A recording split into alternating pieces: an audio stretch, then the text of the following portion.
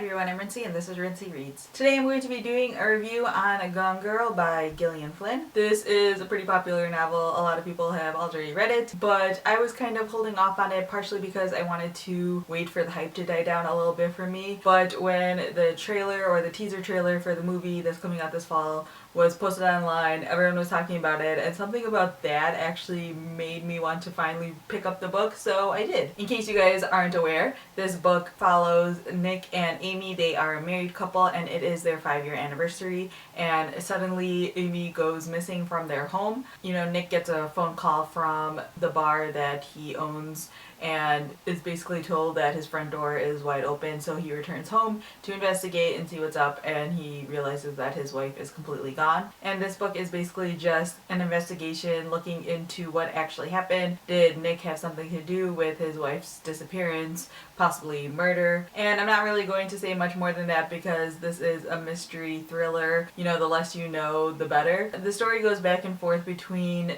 Nick and Amy, and you also jump around in time a little bit, so you are getting pieces about both of them and pieces about their history as a couple. But as the story continues, you start to realize that something's up, which is actually something that you find out pretty early on in the story. I'm not going to say exactly what happens, but you learn pretty quickly that you can't necessarily believe everything that you're reading, which is always really interesting to me and something I actually really like a lot. I like unreliable narrators because I think it makes the story so much more interesting and also more realistic because not everyone is honest 100% of the time. I really enjoyed this book and I completely understand why people were raving about it for so long. I was really worried that I wasn't going to like this book, that the hype was going to get to me too much. So I think the fact that I waited so long to pick it up really helped me. I think also because I read Sharp Objects in 2012, I want to say now, and I liked it, but I wasn't crazy about it, so I feel like that also lowered my expectations for this book.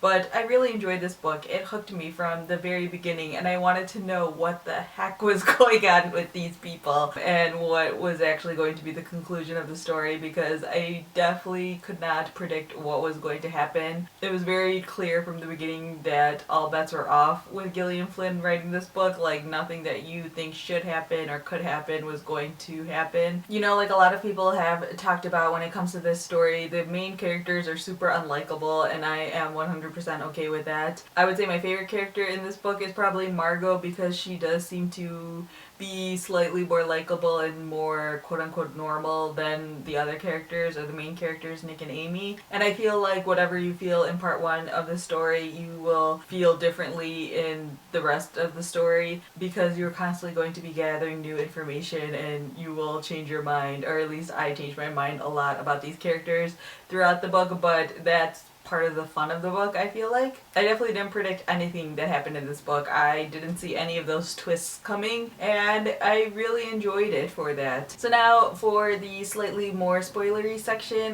there's a couple things I want to talk about related to this book, and since I know so many people have already read it, I wanted to put in a spoiler section. So if you haven't read the book yet, click on the book to skip ahead, because I don't want to ruin the book for anyone, and I also don't want you to be ruined in any sort of way going into this book if you're interested in reading it.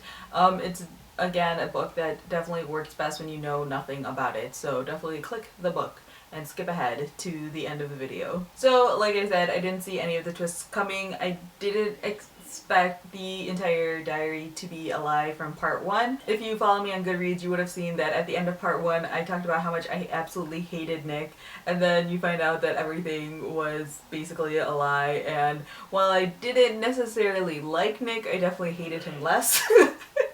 Definitely enjoyed the first half of the book more than the second half. When it comes to that part of the story when Amy basically decides that she needs to return back home, which everyone knew was going to be coming anyways, because obviously, and she gets all her money taken and she ends up back at the house with her ex-boyfriend, like everything from that point forward just felt completely unnecessary, and I wasn't really crazy about that, and the fact that she had to kill her ex-boyfriend in order to escape and things like that. I mean, I think the point was also to just show how horrible Amy really was, but I don't know, I felt like it was already pretty clear, but I guess this really shows the lengths that she's willing to go to. Like, she doesn't just manipulate people, she's willing to murder as well. The ending was rather unsatisfactory when I first put down the book, I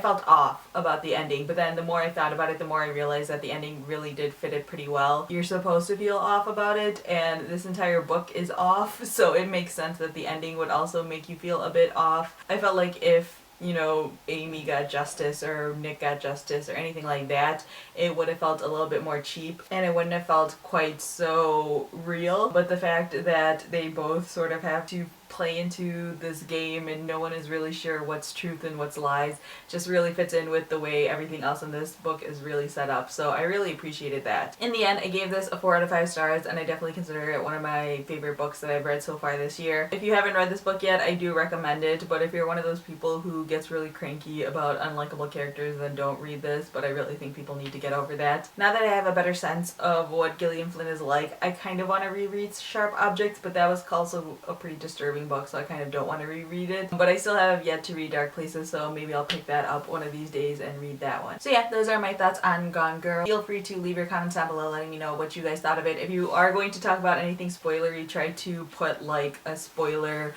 warning and try to space down a little bit so that way the read more link comes up, so that way people who might be just passing through the comment section don't get spoiled by anything. So yeah, that's all I have for now. Thanks for watching.